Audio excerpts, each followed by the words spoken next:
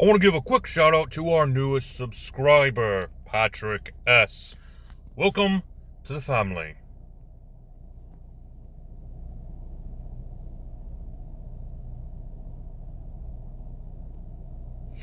Greetings, my dear viewers. Welcome back to a raw guide to Homebrewery. I am your host, Drehan, and this is the 100 subscriber special. Now, before we get into the main bulk of the video, I want to go ahead and personally thank each and every one of you subscribers for becoming a downloader. My version of the subscriber nickname. I do not ask you to subscribe, but you do anyway, and for that I am thankful. It does show how much you care about this channel and how much you like my content. So once again, I thank you for subscribing. For those of you who are wondering about subscriber rewards, from what I can tell, that does not come in, well, more importantly speaking, the membership thing. A members page, channel members page, does not come in until the 1,000 subscriber mark. So I wouldn't be able to do a reward system until then. That does not mean that I am trying to guilt trip you into subscribing if you have not subscribed yet. That is not my intent. I am simply telling those of you who are subscribers that once we get to the 1,000 subscriber mark, I will be able to do a membership page, allowing myself and others to connect a little bit better outside of these videos. And I do believe that channel members do get special perks and rewards. So, that being said, that is the answer to that question if you had it. 100 subscribers is the bare minimum for the reward system that YouTube allows me to use will come into effect. Once again, I thank you for the now 120 subscribers for subscribing to begin download. Now, let's get on with today's video, and this is a tutorial I'm sure many of you have been looking forward to. Creating new class options, almost as much as creating a race or a sub-race, which we had talked about in the last video. Creating new class or a new class option is really and truly rather good, rather unique. I think that's the wrong word I need to use.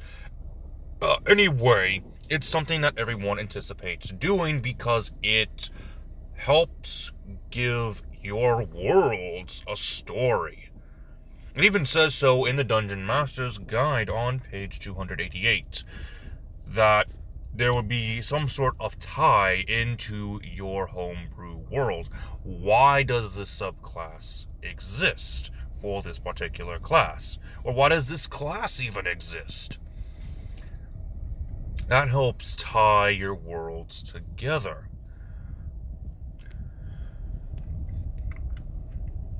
So, how exactly do we create new class options? Well, if we're going by a subclass, then there are some guidelines that we might need to focus on. The Dungeon Master's Guide gives the following questions that you will need to answer. How does the class feature reinforce the story or theme of the class option? So let's say a fighter. How does it improve the fighter's theme? How about a sorcerer? How does being born with these type of powers or some form of environmental connection cause them to have these powers? What is the theme? Next question. Is there an existing class feature that can be used as a model? And I think that is a very important part of class building, or at least subclass building. This will help make your class features balanced. Like, for example, a fighter feature would need to be very similar to, say, a Battle Master's feature or even a Psi Warrior's feature. That way it is not too powerful, but also not too weak. And thirdly, how does the new class feature compare to other features of the same level, which we had just talked about? Being able to be on the same scale as another class or subclass. And I will use my own tutorial as an example of how you can match up your class features to class features of similar power. So, for this tutorial, I thought I would create an Artificer subclass, because we have very few of those, and I wanted to go a little bit more specific. If you all watch my character conversion series, you know that my video on Nahiri was a little lackluster. I was not happy with the options that I picked. While one of the subclasses that I picked, a wizard subclass, did seem to fit Nahiri close enough, it was her Artificer subclass that I was not happy with. Because while it was thematically similar, it wasn't perfect. So today, we're going to make Nahiri's Artificer subclass, the Stone Forger. Now, the Stone Forgers are a set of artificers that create weapons from stone. That is their whole shtick. They're very similar to the Lithomancer wizards in where they can manipulate stone, but they do it more specifically for fighting, and not just everyday spellcasting. So the first thing with an Artificer Specialist is a tool proficiency, or any type of proficiency. I went simply for the tool proficiency, and I thought Mason's tools, the tools that are used for stonework, made the most sense for a Stone Forger Artificer. Secondly, the spells for the Specialist. You have spells that come in at 3rd level, 5th level, 9th level, 13th level, and 17th level. The Specialist spells are added to your spell list, but do not count against the number of spells you can prepare. So I wanted to go for some Artificer spells that fit the Stone Forgers that we have seen from the Magic the Gathering series. I thought Earth Tremor would be a decent one to start off with, along with Searing Smite.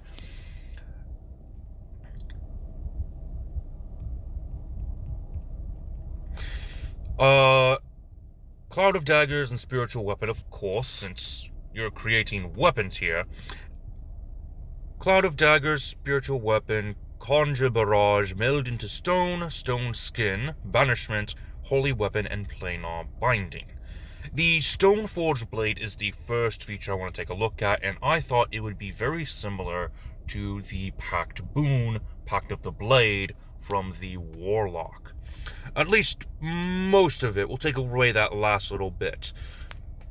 But using your ability to summon a weapon was the main thing I wanted to go for. But I wanted to make a few changes. First off, having the time it takes to create these stone-forged weapons would have to be 1 hour. So roughly the same time as a ritual.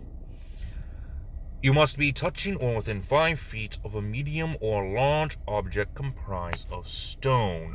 So you can use a brick from a wall as your material to create your stone forged weapon. You can use this feature a number of times equal to your proficiency bonus, and you regain all uses after completing a long rest.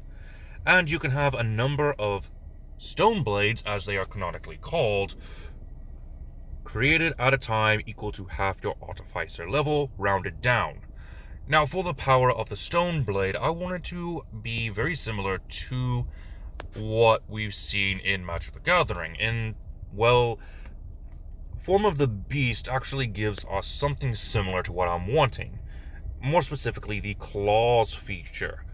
Being able to make an additional attack with your stone blade in that one attack action. Of course, having it on once on each of your turns, that way it's not too powerful. Like I said, I wanted to go off of the stone forged blade that you get from the Nahiri Lithomancer card, a special artifact that Nahiri can create. It's very similar to how things work within the Magic the Gathering cards and what Nahiri is capable of. So I wanted to make sure everything was rather similar. Being able to create multiple blades at a time, and being able to create them while in a meditative state. A short rest, just like some spells have you cast the spell over an hour, the rituals. I thought it made sense in my opinion. No, like I said, that last feature from Form of the Beast was what I was kind of going for. Being able to attack twice within the same action, just like how the Stormforged Blade gives the creature wielding it the double strike feature.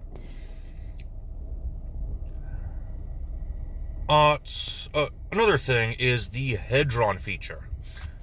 Honestly, I'm not sure this should be part of the final Artificer Specialist, but I thought it would make sense to have the Hedron.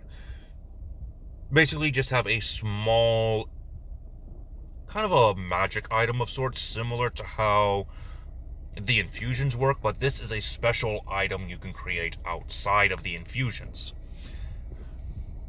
It basically works as a spellcasting focus, and you have, starting off at 3rd level, it's a tiny object. But once you are at higher levels, it can become bigger. So at 5th level, you can create it as big as a small object, or once you get to 17th level, as big as a huge object. You can use it as a spellcasting focus, and you can have a number of Hedrons equal to your intelligence modifier, and you can't use this feature again until you finish a long rest. And I kind of think that you can give this to your other spellcaster companions. That way they have a Hedron with them as well. And I'll explain why near the end once we get to the final feature for the Stoneforge.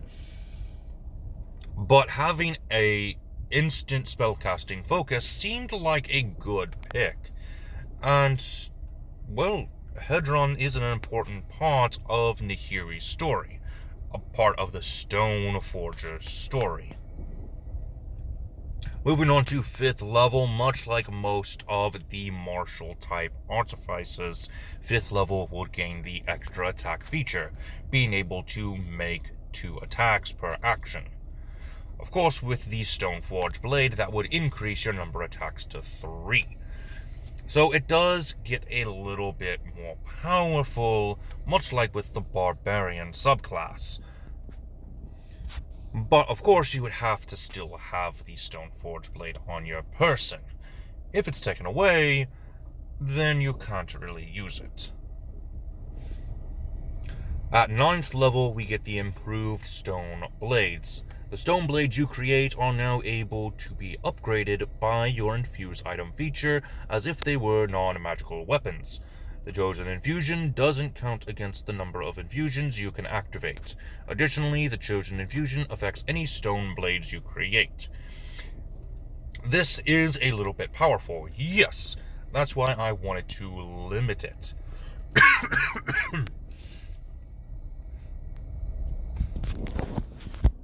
I thought that having a feature similar to this would actually make sense for the stone blades.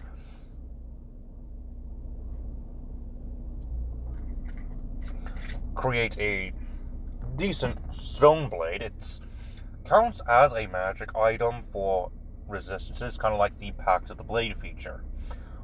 But it doesn't have any upgrades. It's just a weapon of that type. So if you created a hammer, it's just a hammer. There's nothing special added onto it, other than the effect you can attack an additional time when you take the attack action. So I thought giving it a slight power boost would actually make sense. So something like an infusion being put onto your stone blade made sense, especially with the limitation that we've already gotten, where it takes 1 hour to create, and you can only have a certain number of stone blades created at a time.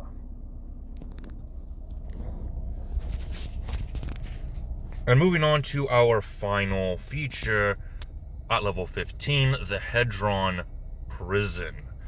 Now, admittingly, I think this might be a little bit overpowered, but I was trying to make it similar to another Artificer Specialist that gave you a higher level spell.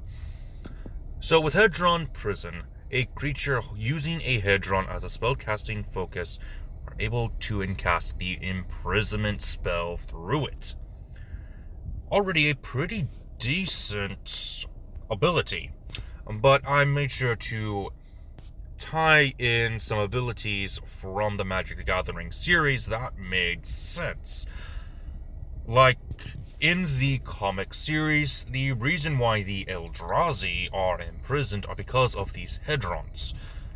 And once those Hedrons got damaged, they were released back on Zendikar.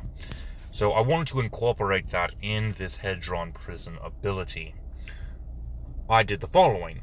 If 2 or more creatures, including you, are casting imprisonment this way, the Wisdom save DC is equal to 10, plus the proficiency bonus of each spellcaster, plus the spellcasting modifier of each spellcaster.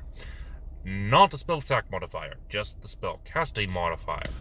So if you had a druid and a sorcerer with you, you would have an intelligence modifier, a wisdom modifier, and a charisma modifier all being added to this saving throw, as well as your 3 proficiency bonuses, which could vary in level depending on how things go in the campaign. So this, again, is a reference to the comics. Nahiri and 2 other planeswalkers, Sorin Markov and Wujin, use the Hedrons to contain the 3 Eldrazi quote-unquote gods. And it worked for a time. However, once a certain thing happened, which is what we're getting into next, the Eldrazi got released. So, when the target fails the saving throw, the Hedrons are no longer under your control, and don't count against the number of Hedrons you can have active. So they become permanent structures. The Hedrons become gargantua in size and are treated as resilient adamantine structures. I have gone over the rulings for this in a couple of different videos. I would check out the Under Siege video that I did about a year or so ago. If a Hedron takes damage greater than the save DC, the spell ends. This is a reference to what happened in the comic. When Jace, Chandra, and Sarkhan came together, they accidentally damaged the Hedrons, releasing the Eldrazi once again. So that that is what I decided for this tutorial and for this particular build. What did you guys think? Was this too powerful? Because honestly, there might be a little bit of a power ramp with this one, but I think that I put in the right amount of limitations to justify having some of these powers. Just make sure you take in what I said at the beginning of this video in mind. Make sure that it is not too powerful. I might be changing this in the future if I find that it is too powerful, so this is not the exact Stoneforge Artificer that might be released in the future. But with that being said, I do hope that you enjoyed either way. If you liked my version of the Stoneforger Artificer, let me know down in the comments below. And once again, I do thank you all for subscribing to begin download. I hope to see more of you in the future, and until next time, this has been Drehan. I am offline.